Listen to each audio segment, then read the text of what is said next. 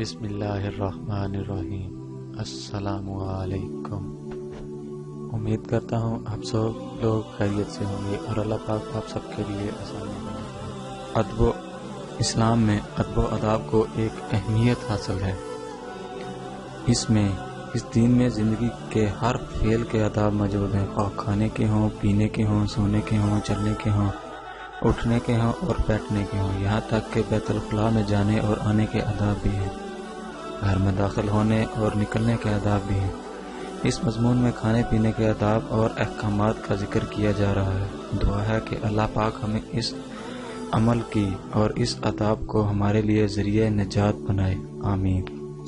کھانے سے پہلے دونوں ہاتھوں کو دھونا چاہیے تاکہ دونوں ہاتھ کھانے کے دوران صاف ستھرے ہوں، کہیں پہلے سے موجود ہاتھوں پر میل کچیل کی وجہ سے نقصان نہ ہو۔ کھانے سے پہلے بسم اللہ پڑھنا واجب ہے، اور بسم اللہ سے مراد کھانے کی ابتداء میں صرف بسم اللہ ہی ہے۔ رسول اللہ صلی اللہ علیہ وآلہ وسلم نے فرمایا، جب تم میں سے کوئی کھانا کھائے تو اللہ کا نام لے، اور اگر اللہ تعالیٰ کا نام لینا ابتداء میں بھول جائے تو کہے بسم اللہ وآلہ وآخرہ۔ مسلمان پر دائیں ہاتھ سے کھانا واجب ہے، بائیں ہاتھ سے کھانا منع ہے۔ چنانچہ ابن عمر رضی اللہ تعالیٰ عنہ سے مروی ہے کہ نبی کریم صلی اللہ علیہ وآلہ وسلم نے فرمایا، تم میں سے کوئی بھی بائیں ہاتھ سے نہ کھائے، اس لیے کہ شیطان بائیں ہاتھ سے کھاتا اور پیتا ہے۔ مسلم۔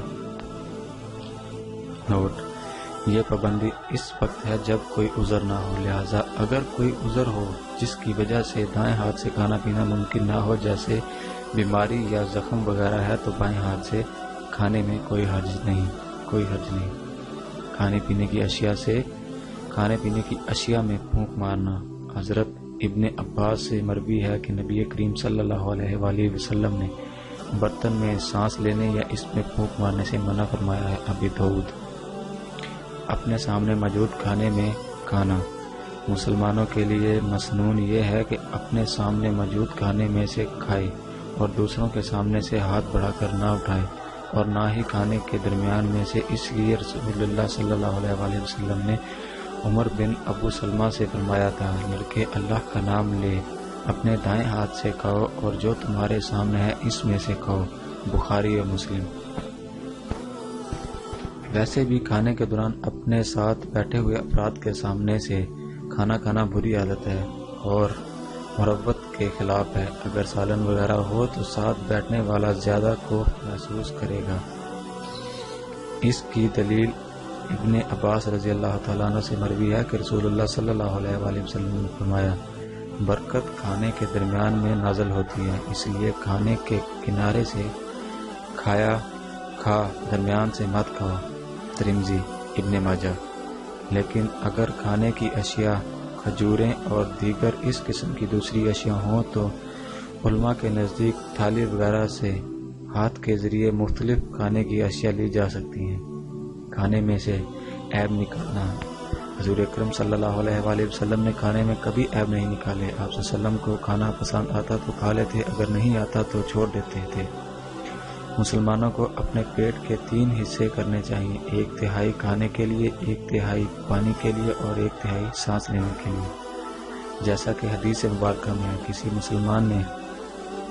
انسان نے اپنے پیٹ سے بڑا برتن کبھی نہیں بھرا۔ ابن آدم کے لیے چند نوالے کافی ہیں جو اس کی کمر سیدھی رکھیں۔ اگر زیادہ کھانا ضروری ہو تو 1/3 پیٹ کھانے کے لیے، 1/3 پیٹ کے لیے اور 1/3 سانس لینے کے لیے مختص کر دے۔ ترمذی، ابن ماجہ۔ رسول اللہ صلی اللہ علیہ وآلہ وسلم نے فرمایا، دنیا میں سب سے زیادہ شکم سیر ہو کر پیٹ بھر کر کھانے والا قیامت کے دن سب سے زیادہ بھوکا ہوگا۔ سنن ابن ماجہ۔ کھانے پینے کے لیے سونے اور چاندی کے برتن۔ کھانے پینے کے لیے سونے اور چاندی کے برتن استعمال نہ کریں کیونکہ یہ حرام ہے۔ نبی کریم صلی اللہ علیہ وآلہ وسلم نے فرمایا، موٹی اور باریک ریشم مت پہننا، اور نہ ہی سونے چاندی کے برتن میں پیو اور نہ ہی اس کی بنی ہوئی پلیٹوں میں کھاؤ، اس لیے کہ یہ کفار کے لیے دنیا میں ہے اور ہمارے لیے آخرت میں ہے۔ بخاری و مسلم۔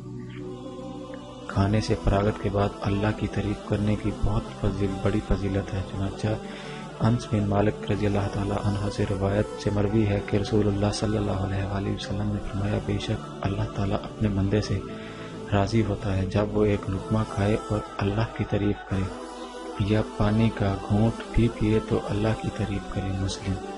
کھانے کے بعد ہاتھ دھونا۔ کھانے کے بعد صرف پانی سے ہاتھ دھونے پر سنت ادا ہو جائے گی، لیکن صابن یا کسی اور چیز سے ہاتھ دھو لیے جائیں تو کوئی حرج نہیں۔ کھانے سے فراغت کے بعد کلی کرنا مستحب ہے، جیسے کہ بشیر بن یسار رضی اللہ تعالیٰ عنہ سعید بن نعمان رضی اللہ تعالیٰ عنہ سے بیان کرتے ہیں کہ صحابہ نامی جگہ پر نبی کریم صلی اللہ علیہ وسلم کے ساتھ تھے جو خیبر سے کچھ فاصلے پر ہے، تو نماز کا وقت ہو گیا۔ آپ وسلم نے کھانے کے لیے کچھ طلب کیا، لیکن سوائے ستو کے کچھ نہ ملا، تو آپ وسلم نے وہی کھا لیا۔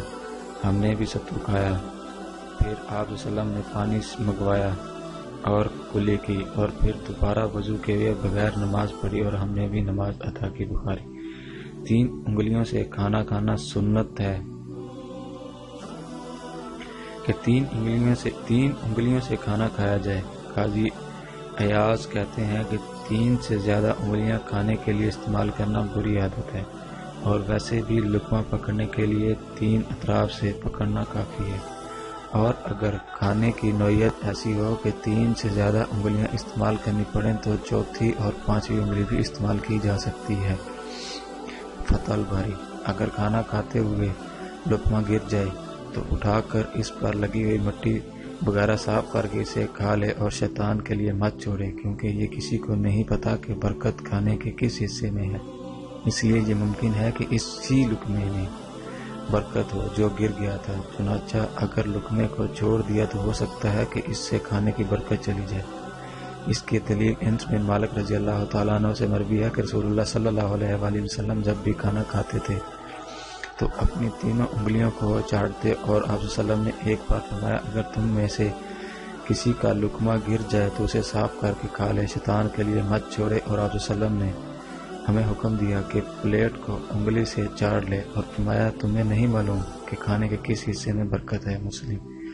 کھانے سے فراغت کے بعد الحمدللہ کہنا اور دعا پڑھنا مسنون ہے، اور ان دعاؤں میں اللہ پاک کی حمد و ثنا کی جاتی ہے، جن سے اللہ تعالیٰ خوش ہوتا ہے اور اپنے بندوں کو بہتر سے بہتر رزق عطا کرتا ہے۔ اللہ تعالیٰ یوں پاک ہے، کھلانے اور پلانے والا ہے، کیوں نہ اس کی حمد و ثنا کریں۔ اللہ پاک ہمیں حلال کی وافر روزی عطا فرمائے اور حرام سے بچنے کی توفیق عطا فرمائے، آمین۔ اگر آپ لوگوں کو میری یہ ویڈیو پسند آئی ہو تو شیئر کیجیے گا، لائک کیجیے گا اور سبسکرائب کیجیے گا میرے چینل کو۔